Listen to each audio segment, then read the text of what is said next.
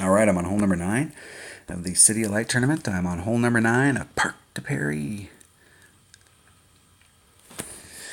All right, now there's a bunch of different ways you can go at this. You're seeing a lot of people hit out here. I've got one teammate that is using this shot out here, and he's doing a rough bump in order to bring himself out into this. And in my opinion, if you're going to come out to this side, that rough bump is a great way to look at it, because it's a lot more consistent. If you're coming at it and trying to get out here, you're look at where the tee box is and draw a line here. Okay, you're not going to get to this spot. You can't land out in here. So you're either going to do a rough bump so you can stay on a straight line, or you're going to have to come out to this spot and then maneuver it around to that spot, and you're going to have to make sure that in that narrow area you don't end up in this sand. It's very easy to end up in the rough, and then they're blasting it through the trees, or trying to. You're going to need a big dog, and you need as much topspin as you can, and I don't really like this shot. I don't like hitting through the trees like that, and I've only seen a couple people this week be successful. You can do a max overpower hook shot, or you can try and land on the pad and with max power and max curl and max side spin try and get it over here, but you need like an apocalypse. It could be level 4. A level 2 will get you almost there. With an extra mile, you're going to find yourself out here in the rough, this area right here all the time, and you're going to need an Amazon or a Nirvana to get on. If you don't have an Amazon or a Nirvana in your bag, it's going to be very difficult.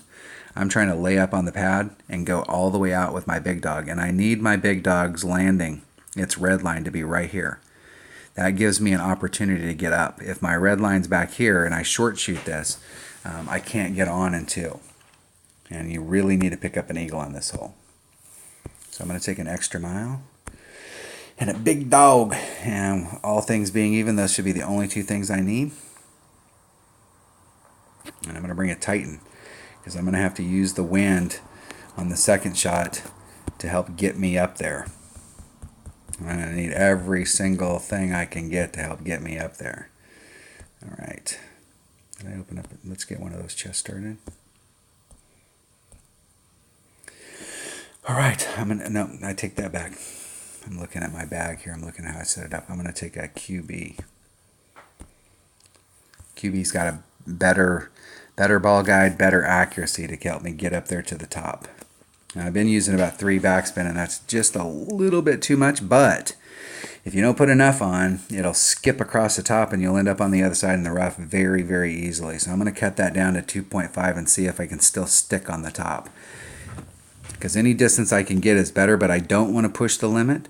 But I want to see if 2.5, I've been doing 3, and I'm going to see if 2.5 will work. I've only taken this shot 3 times. The first time I put a little bit of topspin because it seemed like you needed a little bit to get up on the top. It skipped across the top and went in the sand all the way on the other side. So when I put on 3 backspin, I was like, okay, let's go the other direction. Let's not have that happen again. Yeah, I went all the way over the pad and in the sand down there with 1 topspin. So my opponent's got a level 5 rocket. As soon as you get a QB, and I think it's probably to about level 3, as soon as you get a QB to level 3, you'll very seldom ever play with your rocket. When you get upper developed, there's a few par 3s in this game that you can come out with a rocket, because a rocket's got lots of backspin, and you'll pop that rocket out of your bag. But pretty much as soon as you get a QB, you'll quit playing with your rocket, because the QB takes its place and it has better numbers. So don't worry about getting your QB too highly developed, or excuse me, your rocket too highly developed. Do I have one of those douchebags that's gonna emoji me? I do.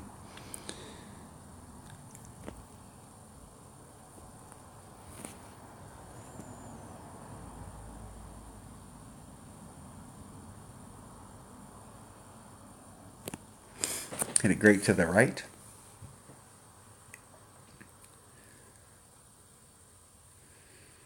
So 2.5 works. I could probably use 2. I had a little bit there, and I may try 2 on the back. I'm going to circle that. Take the 2.5 out. They did not bring the right club, and if they emoji me on this next shot, you need a little bit of concentration on the next shot, because it is a big, big shot. Yeah, see, they're already starting the deal.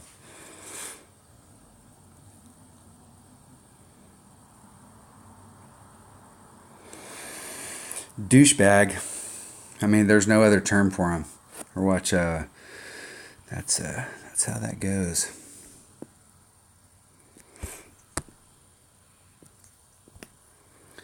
Okay, so I want to get up in here, but I want to make sure I'm going to use that distance. So it's going to push me this way. It's going to push me out into that area, but I want to make sure that I give myself enough room.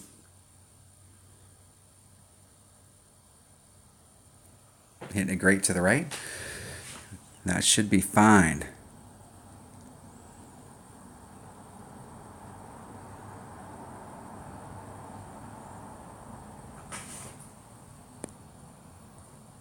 Oops.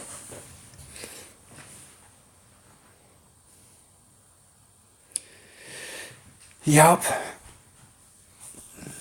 Let's check this guy out. Brand new player. Douchebag. I think that's what guest 1901335 looks like.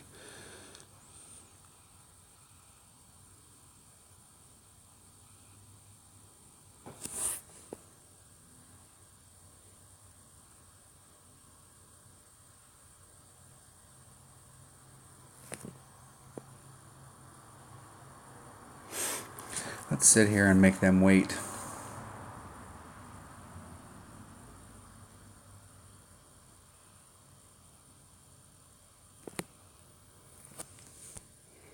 Oops.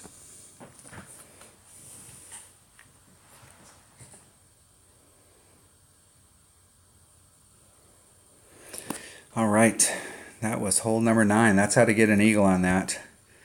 Sorry about the opponent there. I'll try and get away from him as fast as I can.